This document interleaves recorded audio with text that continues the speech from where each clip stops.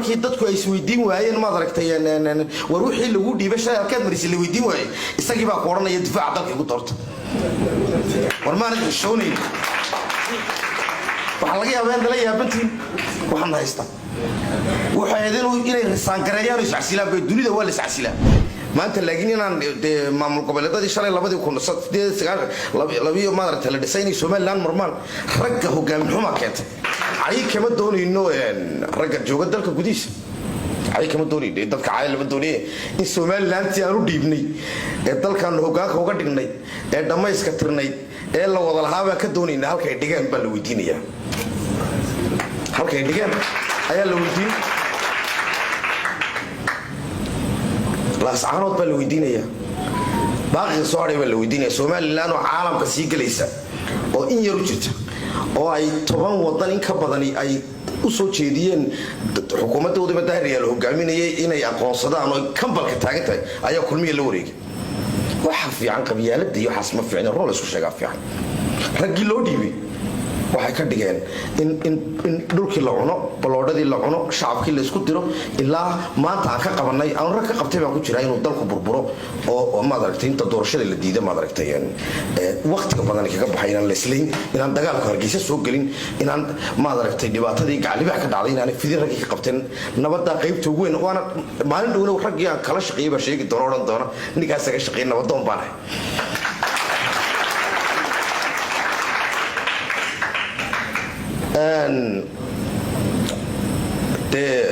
ay iyo dumar dadka ay lagu difaacmay dalkan siyaasad fiican buu taabay in shacabkii salmeedo uu baahay in resource-kiisa iyo dawladnimadiisa looga faa'iideeyo ayuu baahay dumarka suuqa jooga maalin walba lagu weerixin maayo waa la soo weerarayay mar hore ka xarshan iyo 20 sanadood ban ayaan inta nabad ahayn ee dhisnayn ee walaalahayn waxay inaan samada galno ayay maanta laakiin inaan maamul goboleedadii shalay 2019 ma aragtay la dhisay Soomaaliland marmaan ragga hogaamin xuma keentay dumarkii carruurta ma keen inta cashuur bay bixinayaan raggaas la doonayaa inay doonaan taas inta marka ka imaado dadka Soomaalidu waa walaalo Soomaaliland soobi loo asaasay wax kamid ah inay noqoto xarunta nabadgelyada geeska Afrika xarunta Soomaalida sida uu ahayd ma aragtay hooyooyinkii dhaqanka hooyadii fanka hooyadii halabuurka hooyadii isku tashiga hooyadii ma aragtay nabadda hooyadooda qabsiga ma noqonayso xarun dadka laga dhibo laga baabiyo la yiraahdo ma aragtay Soomaalinimada lagu diido ma dadka dumarkii carruurta Soomaaliland degani iyo shacabku waxa waxba kala ma socdaan niman madaxo shaqadii la halaayay ba kulba meel ba ku tiirayaan meel ku tiiriyaan beelay qaybta iyagu galeen dalkan aqoonsi u baahan yahay sax laakiin aqoonsi u baahan yahay suurtagal ma in dul lagu bedeshay oo la yiraahdo bad baa ku siinayo iyo bari dhab baa ku siinayo la isku siyasada aqoonsiga waxa lagu helaa xirfad dhaqaale la dhisan lagu helaa dalka Taiwan la yiraahdo waa ogtiin waa dalalka dunida ugu casrisan ku jira badiisa China muusin badiisa Mareykan muusin badiisa Ethiopia muusin badiisa Djibouti muusin laakiin xirfad yaa qoon ku leeyahay baxnimo taas laga doonayaa muusin rag kala midka hadayna sameyn karin hanoo banayna anaga sameynayna xooga Soomaaliland wuxuu ku xiraya midnimada iyo isku qanacsanaanta shacabka Soomaaliland afar qodob baa saldhig wata waxa saldhig in sharciga la dhigto lagu dhaqmo labo waxa saldhig in shacabka Soomaaliland wax wada yeeshaan oo kuraasida waaweyn go'aanka laga gaaro loo sinaado hadii kale waa la isjallaafinaya waa la isku dhigaya qanci dadkaaga kuraasida u qaybi inta ka karnaa waa inta kuraasada u qaybo walaale qodobka saddexaad in karti la yimaado dadku cunto la siiyo dad cid kasto ka toonaysa waxay u jilicsan tahay oo u nugushay in cid kale ku shaqaysato dadkaagu haday ka toonayaan dad aan u qalmin ba ku shaqaysanaya beeraha oo beer oo dhaqaalo u sameeyo oo nolol sameeyo ma ka karlaan habeen iyo maalin dadkan waa gobo iyaga kor u kacayo duulayo diyaarada tuusinay intaas qodobka afraad qodobka ugu dambeeyana waxa weeye ee Soomaaliland laga doonaya war isla xisaabsan sameeyo raggan xoolaha ummadda ku hodmaya ee tijaarta ku noqday shacabkiina ka baqtay ka qabo 30 sanadood baan jirnaa wali qof tuuga looma xidhin lacag ummadda ka haday wali qof tuuga looma xidhin miskiin intuu dulmay uu 10 sano xidhay wali qof looma xidhin dad u laayay wali qof looma maxkamadeynin inuu danta guud ku ciyaaray looma maxkamadeyn sidee dalku noqonayna ما نقول كرينا ضل ده أنت ما دركتي واحد يا واعي كاسة كده عيان ودك إنه قديش وحلا الدنيا يعني فعلا لقد دكتور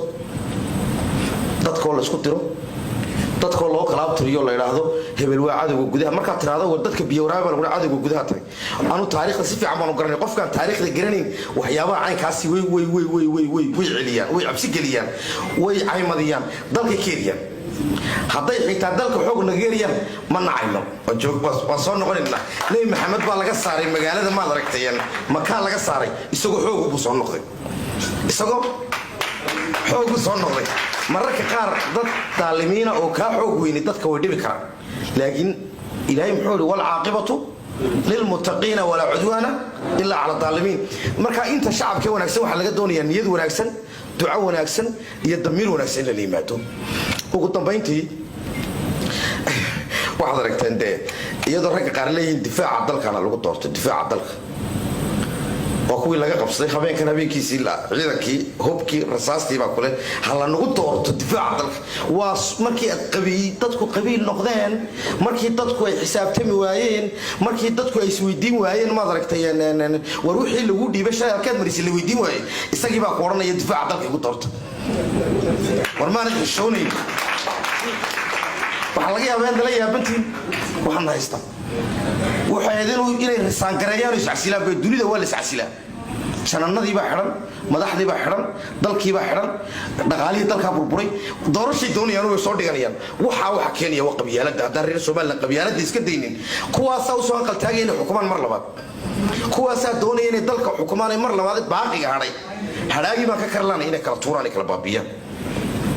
habeen walba wada aragteen iyadoo dadka qaar la caayo leeyahay waxba waddanka ma aha waa la soo qabsaday waddankan run baan idin sheegaya Somaliland kuma dhisna xeerkii jabhada kuma dhisna xeerkii ma aragtay koox qabqablayaal kuma dhisna xeerkii qolaaf mishaaraan waxa ku dhisantahay dastuur 2001 la sameeyay oo golayaasha qaranka laga saxiyay maxamed abiib shay kasta oo dastuurku uu ogol yahay inaan maro xaq baan leeyahay madaxweynuhuna wax ka soo dastuurka xaq u leeyahay mar xaq buu leeyahay laakiin wixii lagu dardarayo oo dhan saayid bay ku yaqaan nimada